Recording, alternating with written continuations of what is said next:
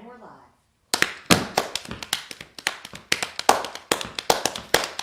Doom, doom, doom, doom, doom, doom, doom. Doom, doom, doom, doom, doom, doom, doom, doom, doom. Doom, doom, doom, doom, doom, doom, doom, doom, doom. Doom, doom, doom, doom, doom, doom, down, down, down. Tell me a story. Spin me a tale. Take me down with you on imagination's trail. Tell me a story, and it need not be too long. Tell me a story, and I will sing you your own special song. Oh, tell me a story. Spin me a tale.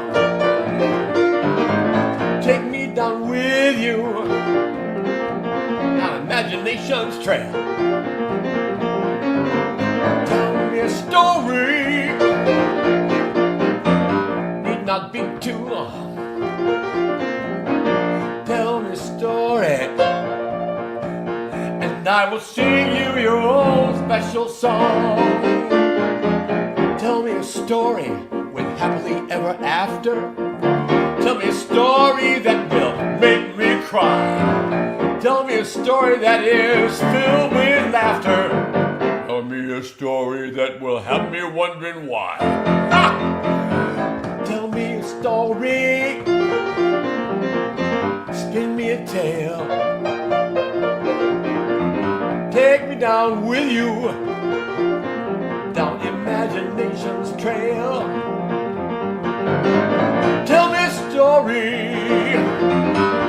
There need not be too long. Tell me a story, and I'll sing you your own special song. I will sing you your own special song. Sing you your own special song. One more time. Sing you your own special song. And welcome to the hour of storytelling and the songs that work for them. We have some wonderful guests whom you will meet in a little while, but this is an hour for kids between the ages of and So you can ask the children to come along and enjoy the stories. I'm going to tell the first story, and as I always do when I tell stories on the show, I get my storytelling coat. Oh, you have to see the shirt. It says, "Never underestimate an old man with a piano." So there you go. All right, I have my storytelling coat, and this is the story of April.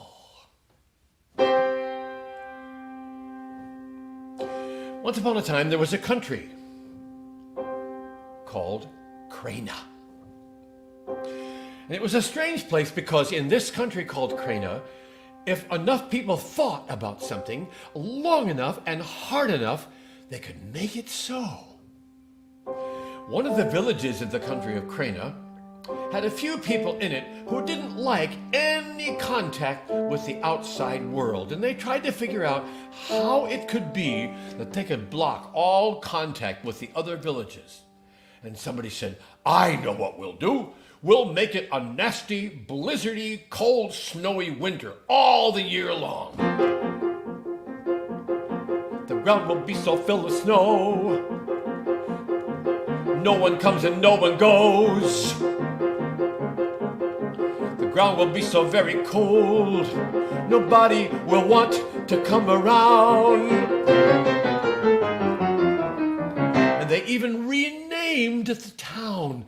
They call it January. Now, the roads were cleared only once a week to let the food trucks come in to deliver the food to the grocery store and receive payment. And as soon as the trucks were gone, whoosh, the wind and the snow and the blizzard kind of covered up the roads. And the people in January lived a secluded life. And a lot of people liked it, but a few people didn't. Day after day, people would trudge to work in their heavy coats and boots and hats and gloves. And day after day, they trudged home to sit by their fireplaces and eat their meager meals. There was one couple in particular, Mr. and Mrs. Warmday, who just didn't like the winter at all. They had a vision of something else. They thought, what would it be like if there weren't all this snow? But thoughts like that were not permitted in the village. One day, the strangest thing happened. Mr. and Mrs. Warmday got a letter in their mailbox. Now, you got to know that's really strange because nobody ever wrote to the people in January. They didn't get any mail. No mail went in, no mail went out. But this day, a letter came from the queen of all the villages, all the land. And the grumpy mail person said, well, I guess I have to deliver that then. I don't know what else to do. I haven't delivered mail in years and years, but I'll do it. And so the mail person went to the house and dug the mailbox out from under the snow and put the letter in it and went back and sat in the mail office. Well, when Mr. and Mrs. Warmday came home from work, they were surprised to see the mailbox uncovered from snow and a letter in it, and they rushed into the house. And they opened the letter, and there it was.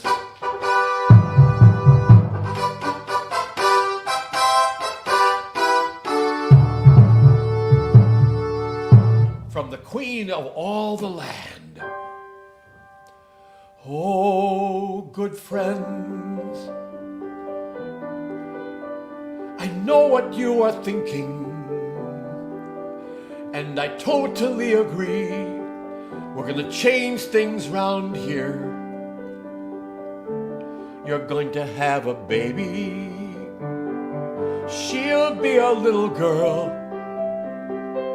and you will call her April, for she will be the one who tells the coming of the springtime, when the world is puddle wonderful.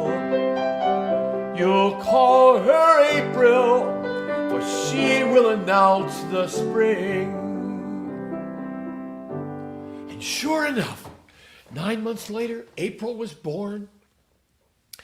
And her family decided that she was going to dress differently from all the other kids in the village because she was the person who would announce the coming of spring. And so in an old attic from way hundreds of years ago, they found some cotton and they made April a beautiful cotton dress. And her dad made her some very delicate little slippers to wear. And when April was 5 years old, she showed up at school for the first day. And everybody made fun of her. Look at this strange girl in the strange clothes. She ought to be wearing hats and coats and boots like the rest of us.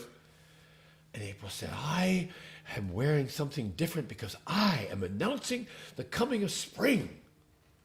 And the kids said, what's that? Because they didn't know what spring was. They had to look it up in what's that book called? The Dictionary? No. Dingleberry? No. The Pictionary? No. Oh, dictionary. They had to look it up in the dictionary. A season of the year when flowers grow and snow melts and there's rain and warm. And some of the kids said, wow, that would be cool. Do you think that could be possible? And April said, if we think it hard enough, if we get enough people to think it and believe it, then we can make it happen. And she taught them a little song to sing. And so every day the kids would come to school early and they'd meet behind the school building and they'd sing this heretical song. Bring me a rose in the winter time, when it's hard to find.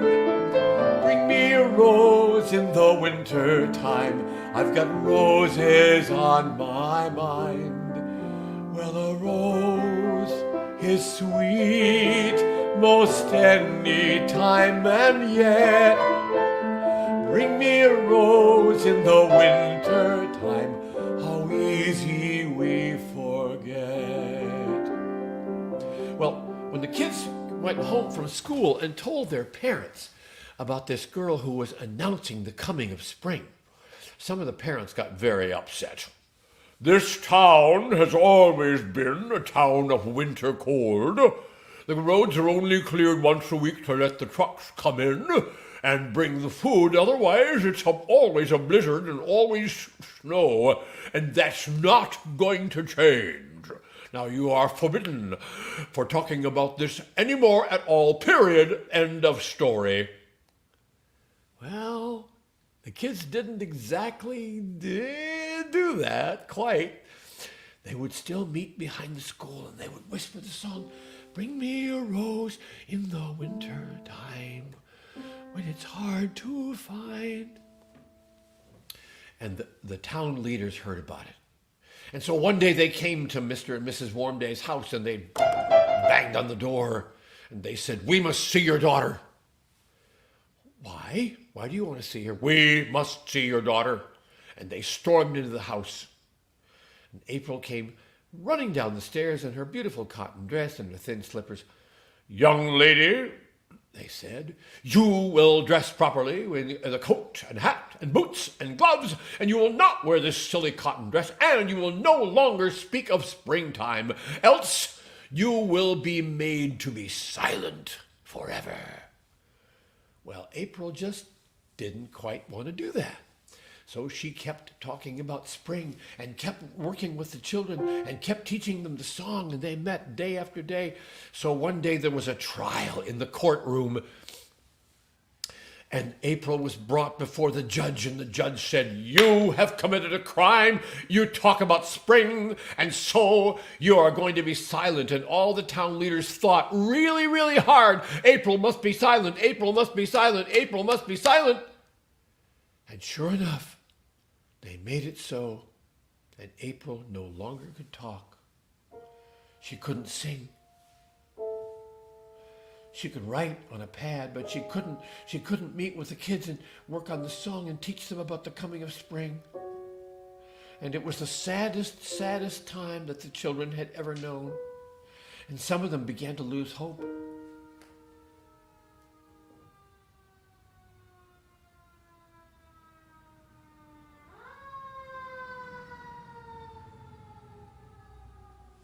But every day they thought about spring.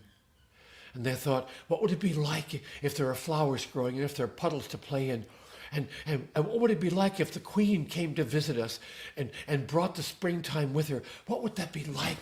And day after day and night after night they thought about this. And one night, in the middle of the night, they heard the far-off sound of trumpets.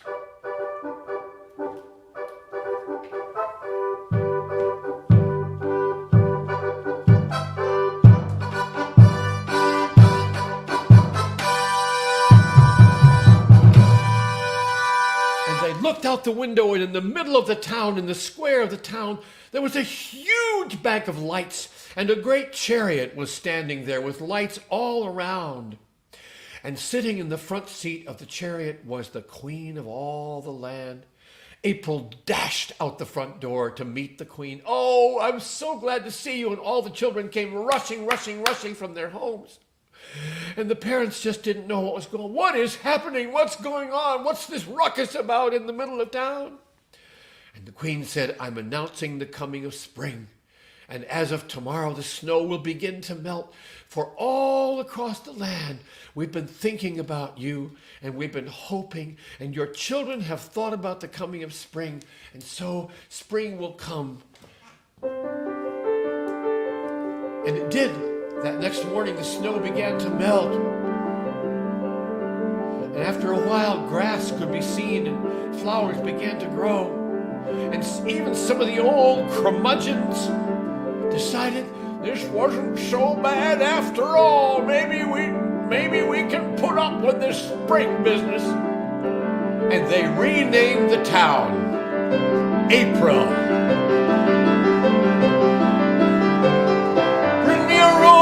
the winter time, when it's hard to find. Bring me spring in the winter time, 'cause spring is on my mind. Well, spring is sweet most any time than yet. Bring me spring in the winter time. Let us never, no, never, no, never forget.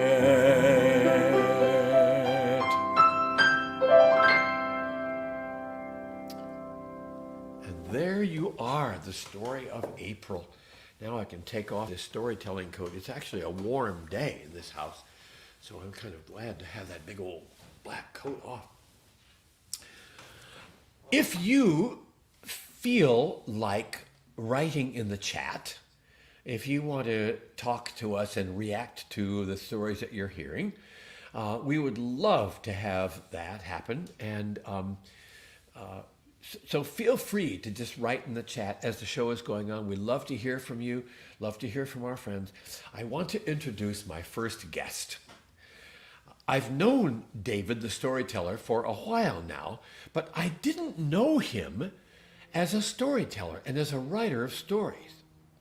And at the beginning of Lent, David Storyteller said, you know, as my Lenten practice this year, I want to not only write stories, but I want to tell my stories. And so David the Storyteller organized a little Facebook show and a little Zoom show. And I came on and sang music after all of his stories, and they were so delightful. I said, David, Storyteller, won't you come be on my show? So I want to introduce and have you welcome my friend, David the Storyteller. Hello, David. Hi, Ken. How are you? I am fine. I'm very excited to be here. Thank you for asking me to be here. Well, it's a thrill to have you here, and I've loved listening to your stories, and I wanted our folks who hear our show regularly, and there's several hundred who listen by the time, you know, some of them will listen tonight, and some of them will listen as the week goes on, and I wanted them to just hear these fun stories that you have written. So whatever started you on this path of writing stories? I have been writing stories since I was a kid. I always carried a notebook with me and just was always writing and always journaling. And then 10 years ago, this year is my 10-year anniversary of starting writing novels through the National Novel Writing Month. Wow. And I've written 12 different novels, but nothing's published yet. Okay, that's I have a lot of songwriter friends who've written hundreds of songs and none of them are published. So take heart, my friend. You're also an actor. You're also a costumer, I understand. You make costumes for books. I have a sewing business and I make clothing and costumes. And I love making costumes. It's so much fun. What fun. What fun. I think I just knocked my camera off. Okay, I'll tell you what let's do. Let's get right into our first story. And I heard, this is the first story of yours that I heard, and I absolutely fell in love with it. And so let's go hear about the sausage. All right. It was a bright autumn morning when the sausage was born. It happened on a small farm nestled far away in a rolling valley as the first hints of the new season tinged the leaves golden. The farmer took the choicest cuts of pork, mixed them with spices and a little bit of fat, and sent them through a grinder where the meat was extruded into long casings from the intestines of the very pig who was part of the sausage mix. The farmer looked at the sleek, fine stuffed tube and admired it. "You must be the finest sausage ever," he said. "It's the best hickory smoke for you, my darling." Now, it is a mystery how this happened, but the sausage heard every word the farmer said. It swelled with pride. "I am the finest," it thought. "What a wonderful world to be born into. with such a distinction. The farmer lovingly carried the sausage to the wooden smoke shed and hung the sausage on the rafters to set while he stoked the fire. The sausage tolerated the smoke because it recalled that it was the best hickory smoke and assumed it would improve his already abundant charm.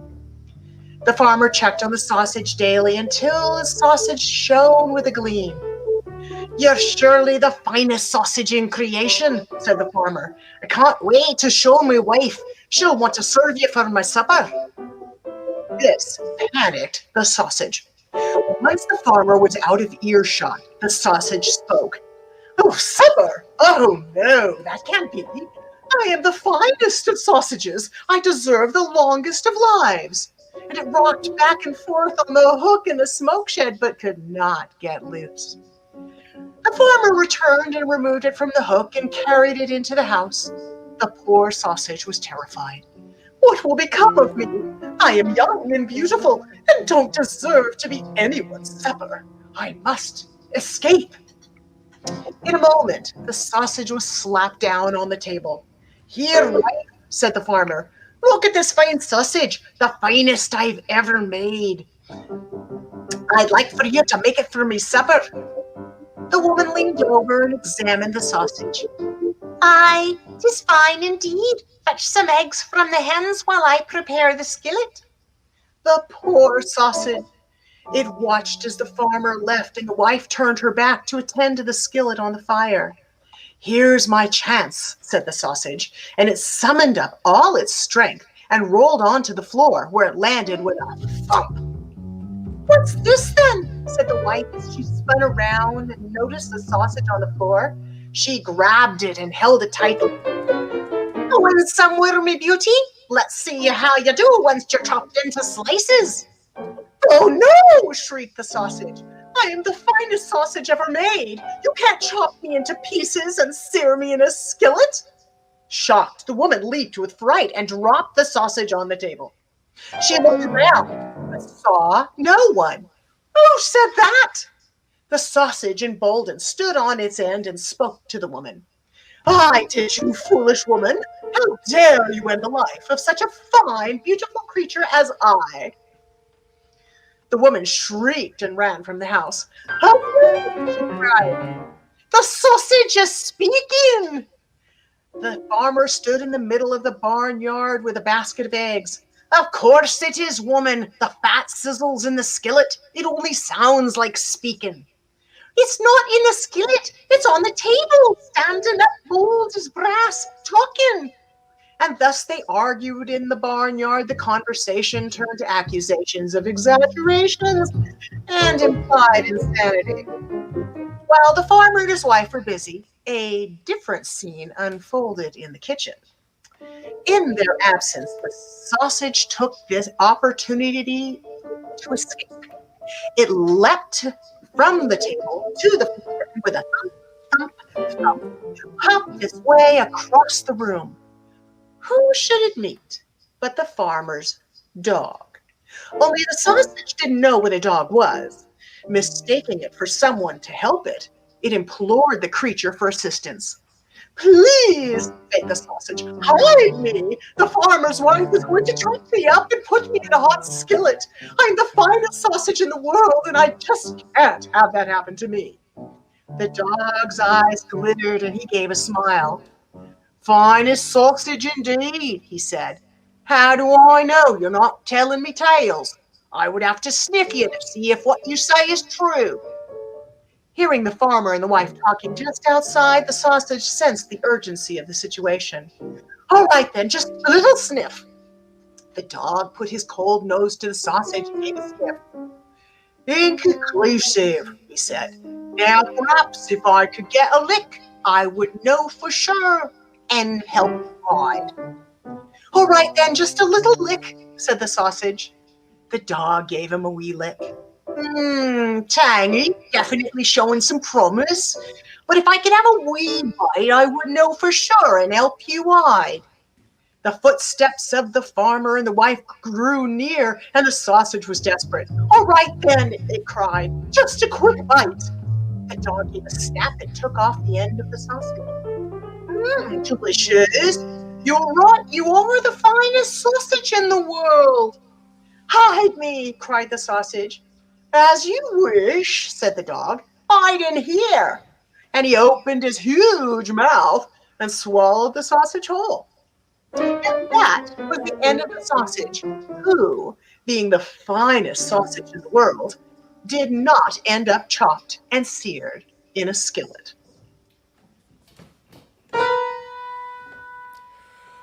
Calling all sausages, wherever you may be. Calling all sausages, hearken unto me. We're going to start a brand new organization, a brand new campaign to change the world, change our lives, to better everything for you and me. So gather at the convention center, gather in the middle of town, gather together, sausages, bring all your friends around. Gather at the convention center, in the hundreds and the thousands you will come, and I will announce what we're going to do to make the world a better home. The organization that we will put together is a very, very, very special one. And we've got a lot of work, a lot of hard work, but we're gonna get it done. We're starting EFADAV. That's right. EFADAV. Starting tonight. Effadav, Effadav, that's what it will be called. EFADAV.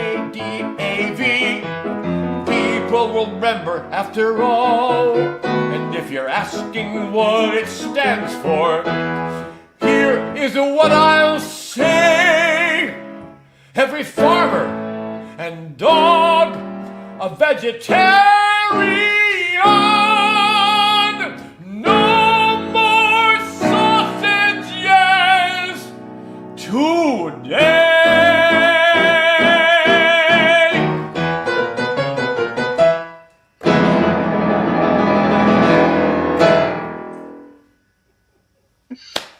No more sausages.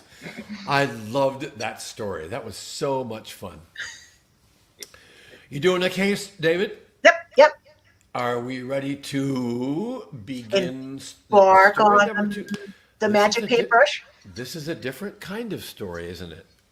Mm-hmm. This is a This is a I wonderful. like this story too, All very, right. very much. Let's begin. All right, the Magic Paintbrush. Once there was a young man named Godwin who longed to be an artist. The son of a poor farmer, he knew he had little chance of realizing his dream, especially since he was the only son and expected to follow in his father's profession. I want to be an artist and paint things like I seen in the great cathedral. I want me art to give glory to God, he told his father one day. Ah, son, that's all well and good, said his father, but who'll keep the farm, eh? Nay, forget about it, son. Focus on the crops, lest we starve. But Godwin could not forget about it. In fact, he thought about it more, and the more he thought about it, the more he wanted his dream. One day in the field, while he was thinking he'd do almost anything to learn to paint, the plow hit something hard. Now what? Godwin stopped the ox and looked at the plowshare. It had hit a large stone. How'd that get there? He wondered. We cleared this field ages ago. And he leaned down and flipped the stone over on its side so he could pick it up.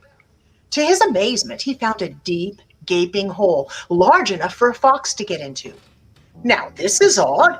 And he stuck his head in and called out, "Alloo!"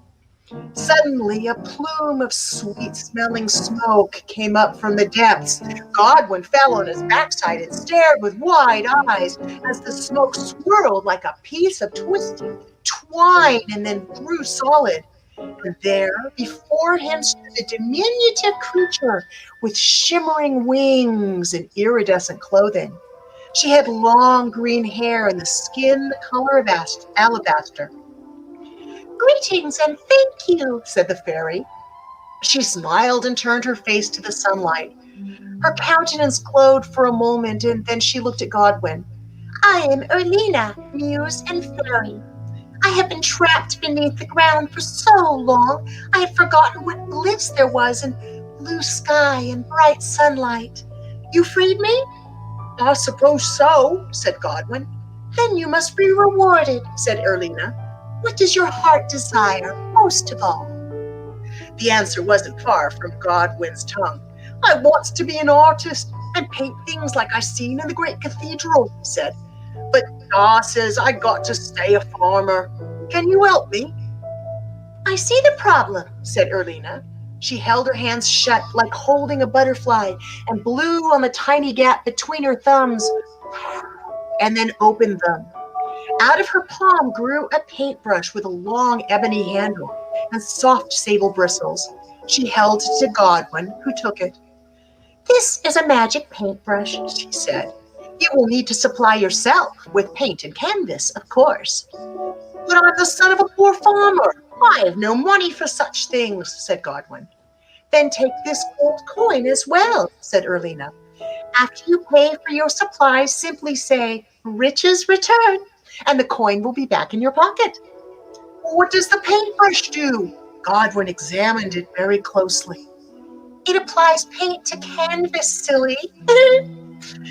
"It will know what to paint. Simply hold the image in your mind of what you want to paint, and it will follow your lead. But be warned, this brush is for you alone. Don't let anyone else touch the brush, or it will be magic no longer." And with that, Erlina did a quick pirouette, turned into a column of sparkly dust, and swept away towards the woods. Godwin stood by the plow, dumbstruck. The ox lowed and snapped him out of his reverie.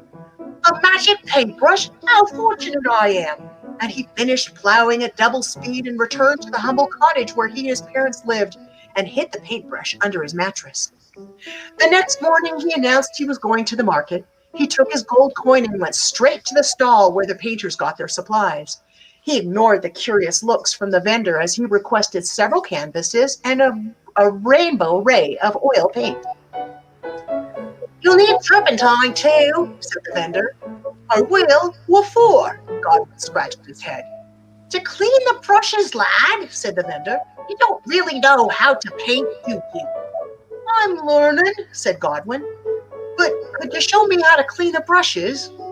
"All right," said the vendor with a shrug, and he proceeded to instruct Godwin on the finer point of cleaning brushes, along with tips on mixing pigments and applications. "Thanks," said Godwin, and he packed up his supplies. He pulled out the gold coin. "Here, you deserve this," he said as he placed the shining coin into the vendor's hand. "Oh, thanks ever so much, gentle lord." The vendor gave the coin a bite to see if it was truly gold, and noting its teeth marks, placed the coin in his money bag. As Godwin walked away, he muttered under his breath, "Riches return." Immediately he felt a weight in the bottom of his pocket, and with a smile he hurried back home. That afternoon, after planting crops in double time, he sequestered himself in a small barn with his purchased supplies and paintbrush. He propped a canvas up against the wall and prepped the surface with the paint just as the vendor had told him, and then he sat back and pictured a scene in his mind, the image of a pastoral landscape with puffy clouds and sheep, and a lone shepherd like David from the Bible stories that he'd heard in church. He imagined every detail from the texture of the wool to the tousled curls of the shepherd. And then he took out paint, scooped some onto the palette, and applied it to the brush. The brush seemed to know where to go as he held the image in his head. Greens, browns, sky blues, whites, they all came together as the brush in his hand seemed to fly over the canvas. And by the time the sun dipped low on the horizon and his mother was calling him in for a supper of porridge, it was done. He stepped back, thoughtfully cleaning his brush with the turpentine, and viewed the painting. It was exactly as he'd imagined it. And so began a new schedule for Godwin. Rise early, get the farm work done by noon, and spend the rest of the daylight hours in the barn painting. And by the end of a fortnight, he had over a dozen beautiful paintings, landscapes, still life, scenes of Bible stories, and even a self-portrait, all based on what he imagined. Eventually, he ran out of paint and canvases and had to return to the market. When he approached, the vendor remembered him. "So how's the painting going, lad?" "Very well," said Godwin. "I used up all the supplies." "I'd like to see your work," said the vendor. "Do you think you could bring some in?" "Certainly," said Godwin as he proceeded to give the vendor a list of what he wanted. "Curious thing," said the vendor. "The last time you were here, you paid me with a gold coin. I remember it distinctly, and I put it in my purse. Yet later that day it wasn't there. Darned if I don't know what happened to it." Godwin, knowing exactly what had happened, gave a non-committal remark. "Well, I'll give you another one today," he said as he took out the gold coin and handed it to the vendor. The vendor brought it to his mouth and then stopped mid-movement. He carefully examined the coin. "This has teeth marks," he said. "That's odd. It's just like the ones I put on the other coin." "Must be mine," said Godwin. "I checked to see if it was gold."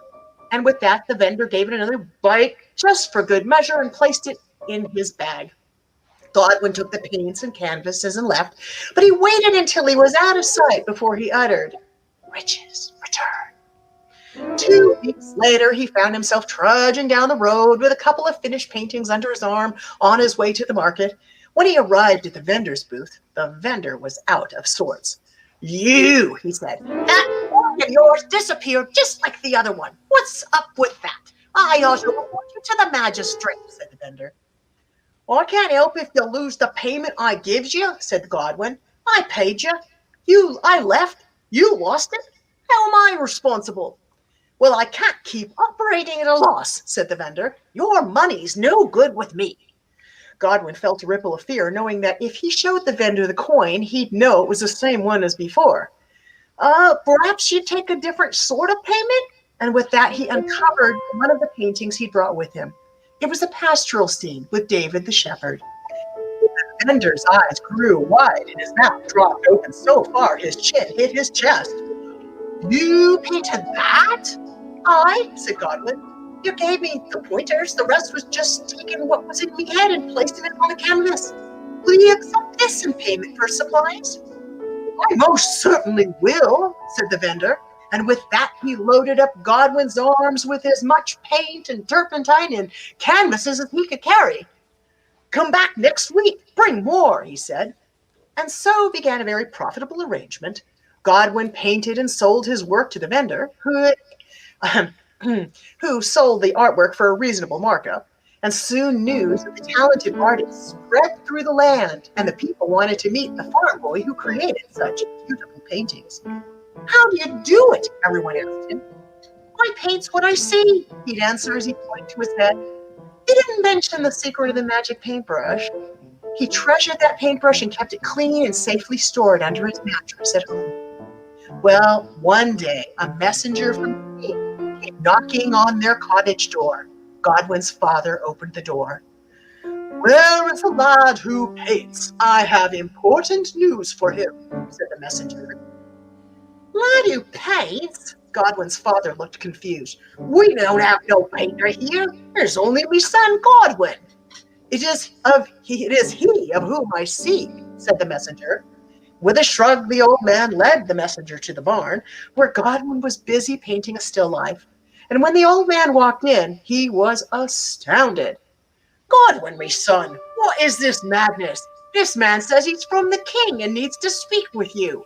And he blinked firmly and stared at the many paintings leaning against the walls and the hay bales. "Who painted these?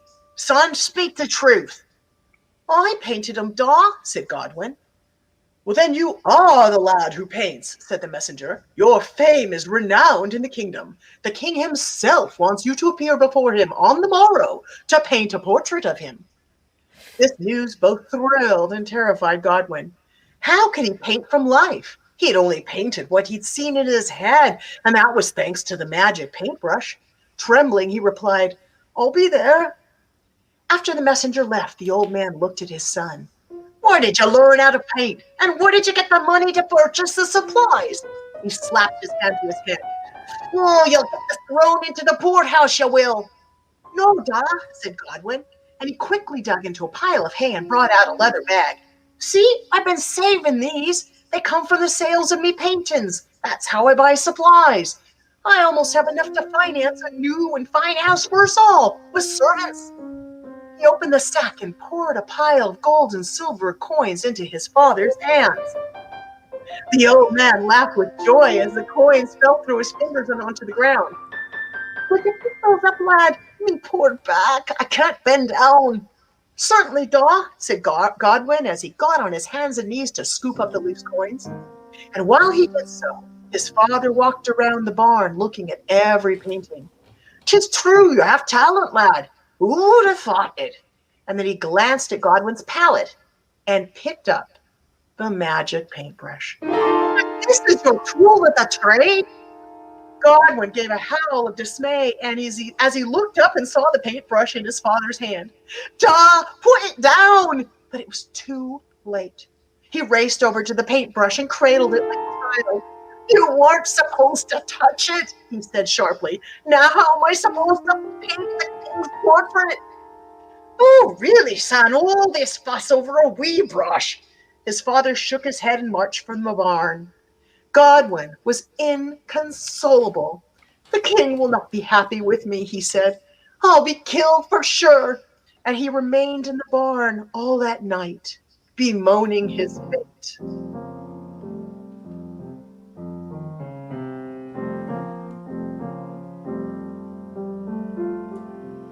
What have I come to now? How could I ever know? Everything's crashing down on me, and I wish I could stop the show. I didn't ask for this. This is not what I bargained for. Everything's crashing down on me, and I don't think I can take much more. I have always wanted to be an artist, you see, and for a while it was going so right. But it seems not to make any difference at all in the loneliness of tonight. What will ever become of me? Where do I go from here? And can I turn back somehow? Whatever will become of me, when clearly the king will surely see I'm not the artist I'm made out to be. What have I come to? Where am I going to? What have I come to now?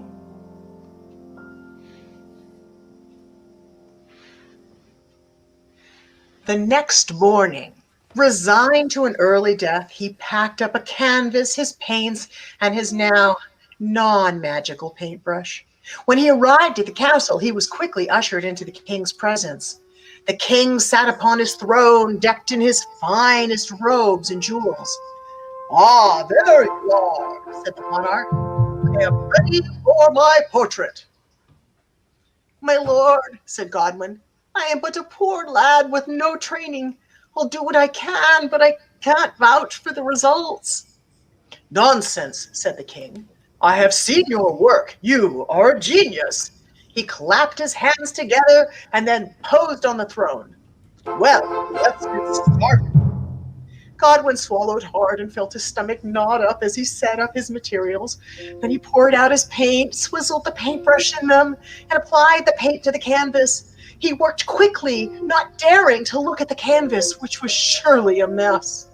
His eyes were fixed on the king. The shapes of his body, the texture of the fabrics, the shine of the light on the royal robes, the details of the jewels of the crown and necklace.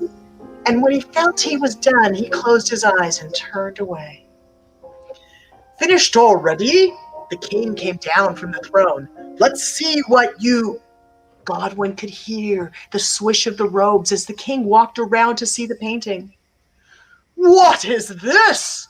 The king's voice resonated with shock. I am sorry, my lord, said Godwin. I am ready to meet whatever fate you decide is mine to endure. The king grabbed Godwin by the arm. You, my lad, shall no longer be a poor farmer. I will bestow upon you a royal title and give you riches and land. What? Godwin turned and looked at the painting. There on the canvas was the most detailed and accurate rendering of the king, from the sharp points on the crown atop his head to the soft leather of his shoes. He stood utterly shocked and stared at his paintbrush. Oh, thank you, my lord, he said. After that, there was a flurry of meetings with ministers and many official papers drawn up. By the time Godwin left the castle, it was getting very late. He packed up his things and raced home. Upon nearing the woods near his home, he stopped and called into the forest. Erlina, he cried. Erlina, please show yourself.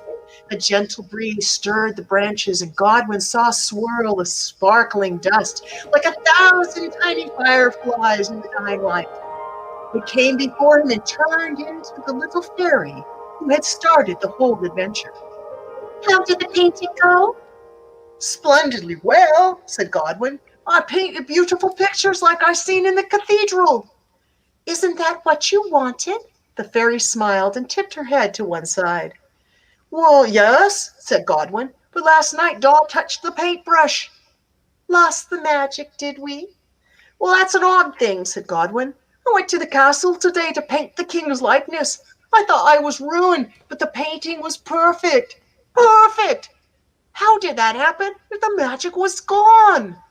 Erlina laughed. That magic paintbrush was a training tool, my friend. You spent these past months learning how to paint.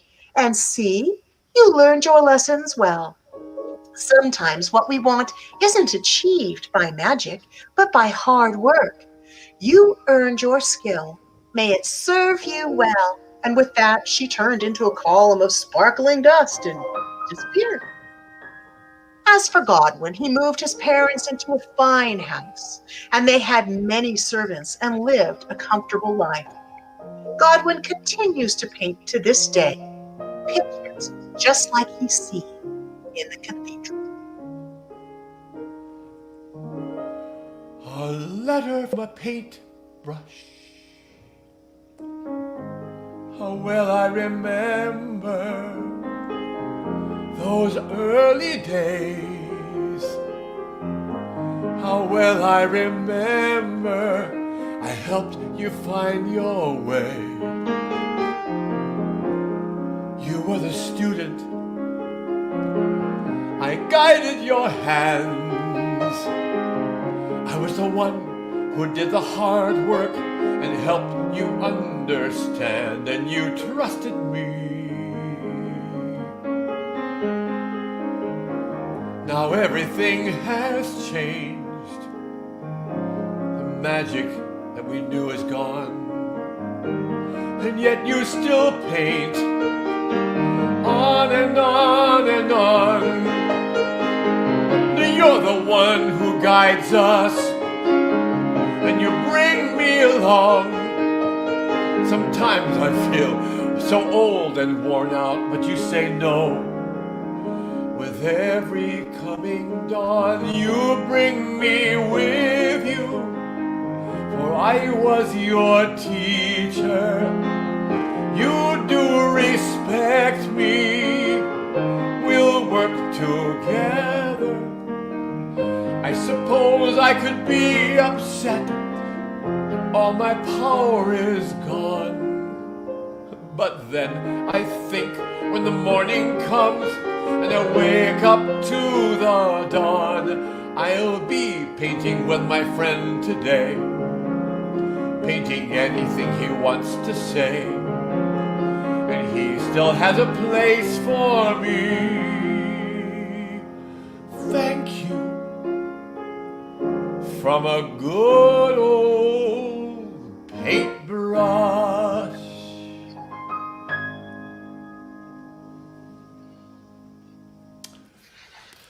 Well, there you have it. Two deliciously delightful stories. Thank you, David the Storyteller.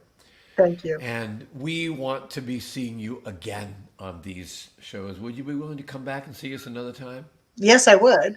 All right. Any last words you want to say to our audience? Oh, just thank you for listening, and don't ever stop imagining and dreaming. There you go. Thank you, David.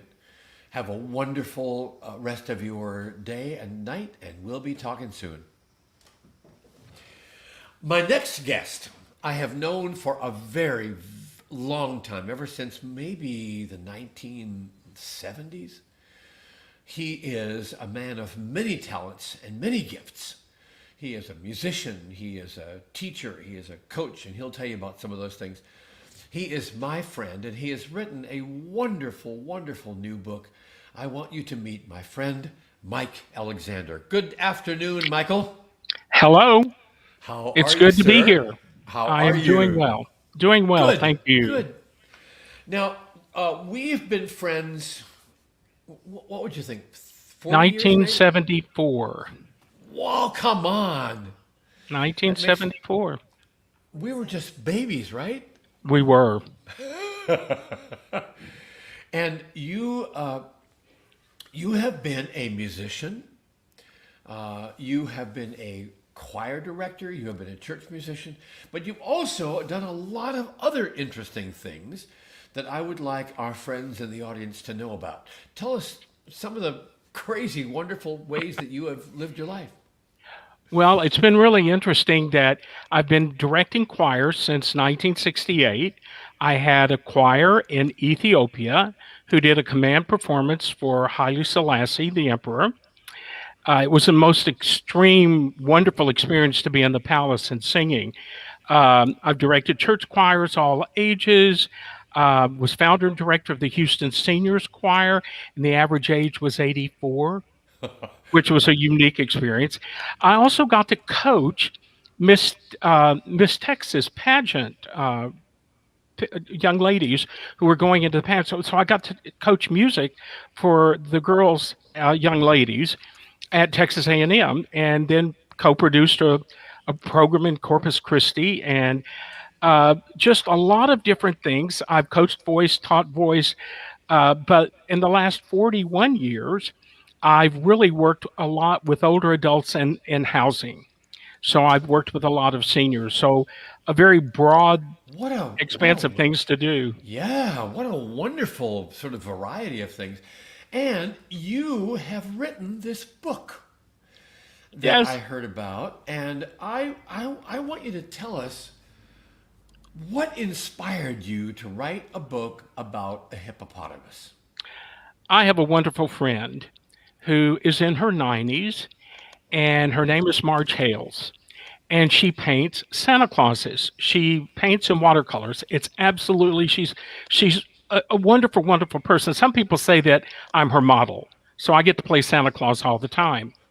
But in one of the paintings, she painted all of these wonderful circus animals, and one of the animals that she painted was a little hippopotamus. And when I saw it, I said, Marge, that's a laughing hippopotamus. That is a wonderful picture. Would you paint me a larger one for my grandson when he comes to visit? I'll put it in his room. She said, I'd be glad to. So she painted this wonderful painting. And then when I looked at the painting, she had outlined the hippopotamus in green. And that's where the story started taking place. And in this season of bullying, Henry has a special gift, and he shares that with all of these people who try to bully him. So that's how it started all about. Oh my goodness. And now the book is everywhere. In fact, it's even among the books listed as scholastic books, right? Yes, it is. Wow. And Well, Marge, who painted the original picture, did all of the illustrations for the book. oh my, oh my. People, this little book, if you have young children in your family, this little book is a blessing. Kids will love it because it's an interactive book. They can write their own stories in the book. And you're going to read the book to us now, aren't you? I would love to. And I'll start by showing the first picture of Henry. Once upon a time, there was a unique and wonderful little hippopotamus named Henry. Henry was very different because he was green. His parents and family loved him dearly, and there was something special about Henry. He could laugh. His laugh was so good that when he laughed, everyone laughed with him.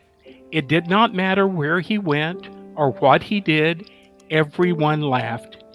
When Henry first started school, the other little hippos would tease him because he was different. He was green. At first, Henry was very upset and would come home to tell his parents he did not want to return to school.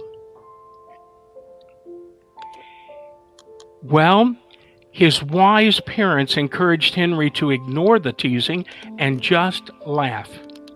So when he returned to school the next day, he made a promise to himself that if he was teased, he would laugh.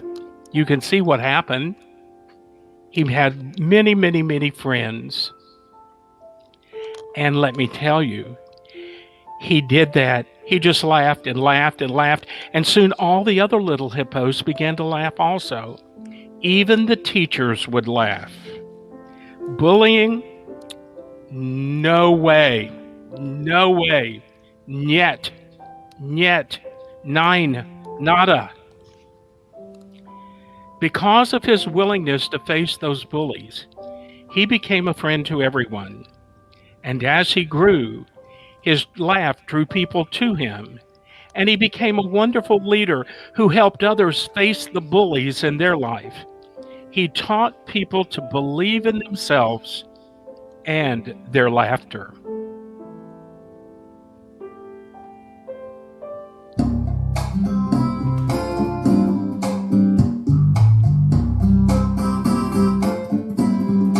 I'll just laugh when I really want to cry.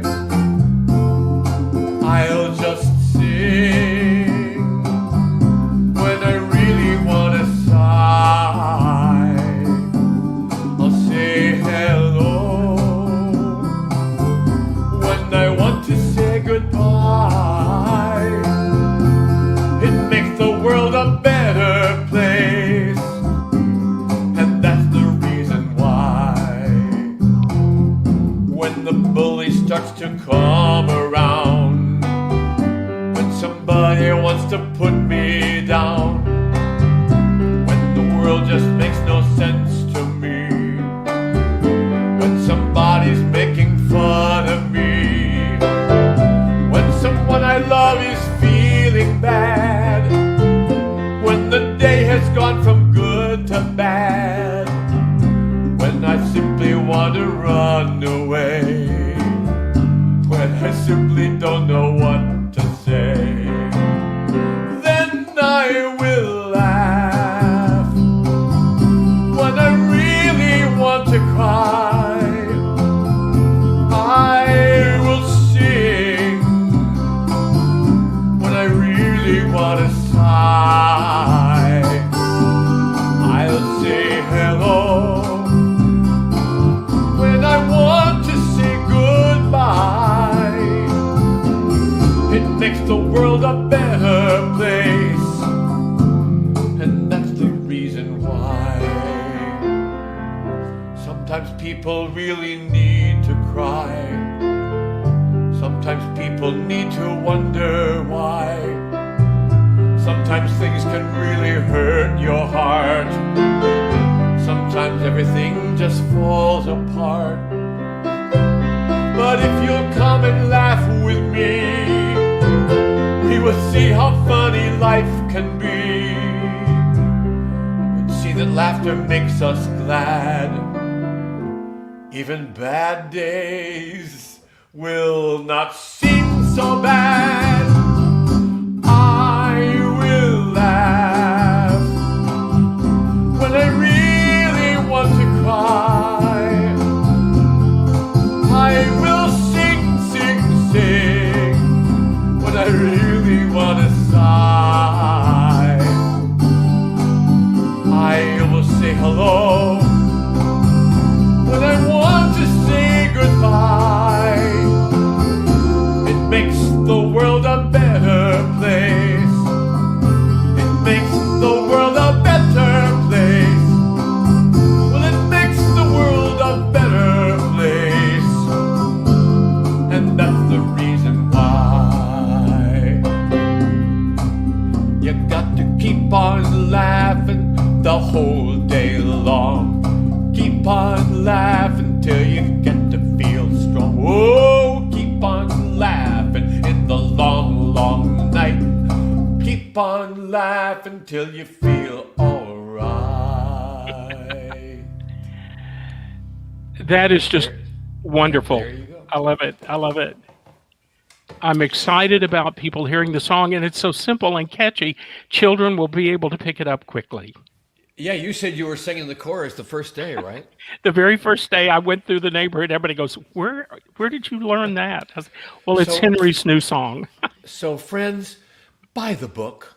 You can find it wherever you get books, Amazon or Barnes & Noble. Buy the book. And if you want a copy of the song, jump on our website, www.kenmedema.com, and tell us you want a copy of Henry's Laughing Song. And of course, meanwhile, if you want to donate to this work, Yes. you know what to do. Go to www.interluderetreats.org. We do conferences for church musicians. We do conferences for songwriters. We send me and my music to small, tiny churches that have no money. And just before we bring our program to an end, I want us to stop a moment and to remember the people who in the last few hours, in the last few days, have died tragically because of gun violence. And this is World Holocaust Day. And so we're going to sing our All Through the Night song, and this time remembering those people whose lives have been tragically snuffed out, and asking ourselves, what is it that we can do to make our world a place that is more loving and more kind? What kind of bold action do we need to take? What do we need to stand up for? What do we need to say to our politicians and our civic leaders, our national leaders? What kinds of things do we need to say to mobilize? What do we need to do? And that's the question that keeps coming back to us over and over again.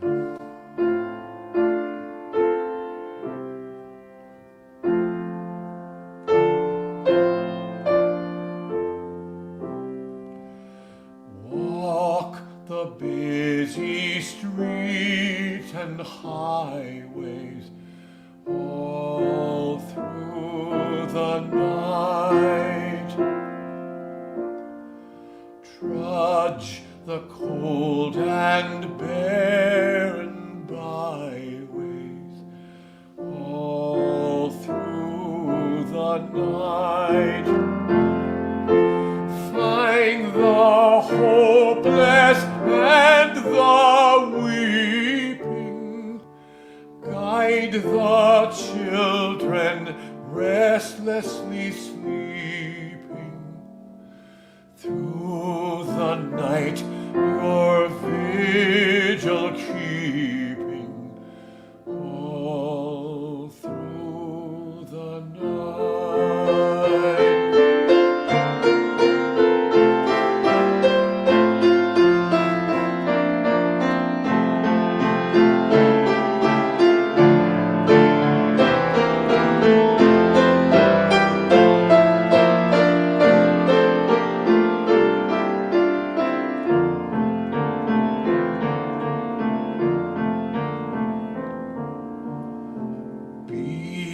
a shelter in the danger all through the night. Love the friend and welcome strangers all through the night.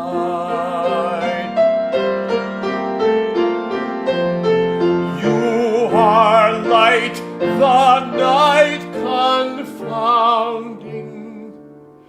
You are hope, despair surrounding. In your souls the song is sounding all through the night.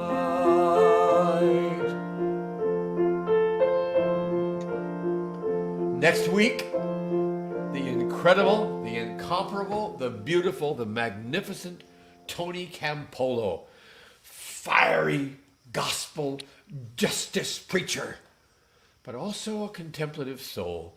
You'll get to meet him, and some of his deepest and greatest fans will have a chance to talk with him. We'll have a very personal kind of time with Tony, and we'll be seeing his struggle to come back to full energy from his illness, and he'll talk about that. He'll talk about what he believes is absolutely crucial that we do in these days, both believers and non-believers. What do we need to do to make the world a better place to live in? So don't miss next week. Tony Campolo and friends. We're calling it the Tony Awards. Till then, have a wonderful week. Be safe. Stay alive. Good night.